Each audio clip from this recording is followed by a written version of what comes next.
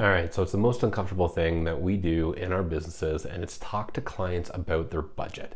I don't know why in the industry that everybody, when you talk about money, goes like this. They get so guarded because they're afraid to talk about money.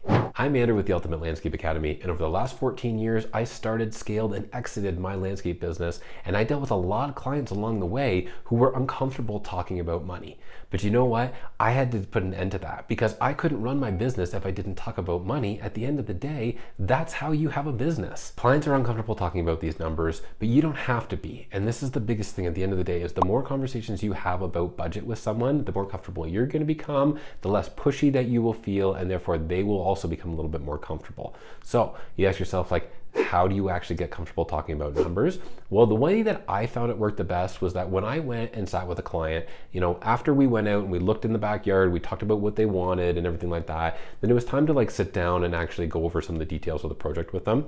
We talked about budget, and it was like, what have you guys got set aside, or are you thinking that you want to invest? And invest was a really key word. It's one that you should use when you're talking to your clients about this, because spend sounds like it's gone. Invest sounds like it's money here for a return later. So what are you thinking about investing for this kind of project? A lot of the times I would get the shoulders up and they didn't want to talk about it. Lower those shoulders back down. Let's have just an open conversation here. Like I'm not going to bring you something that is worth more than you should spend. And this is a thing that I think a lot of people are afraid of, is that if they say my budget is 50,000, but you could do it for 40, that you're just going to say, yeah, okay, fine, 50 is great, I can do it for you. They're afraid that they're going to get taken advantage of because they've heard stories from other people and they just don't have faith in you yet. So one of the things that I always like to say is listen, I actually pay attention to the value of clients' homes when it comes to doing work.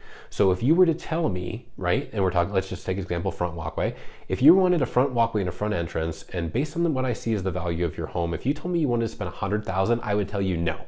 I don't think that makes sense. I don't think you're going to add that kind of value to your home by spending that much money. And I would usually use this as an example that was a little bit far-fetched because they would feel at ease that way. And I said the same thing would go for $50,000 if I didn't think that was going to help you either. So that kind of conversation at the beginning made them feel a little bit more comfortable with me. And we got going down this money talk, right? So then it became what are you thinking about investing in your home this year for a return? And sometimes I had a number. If that number was in line with what I thought the project could be, then I said, great, that's a good starting point. Now, let's talk about some of those features that you're looking for, right? We list them all off.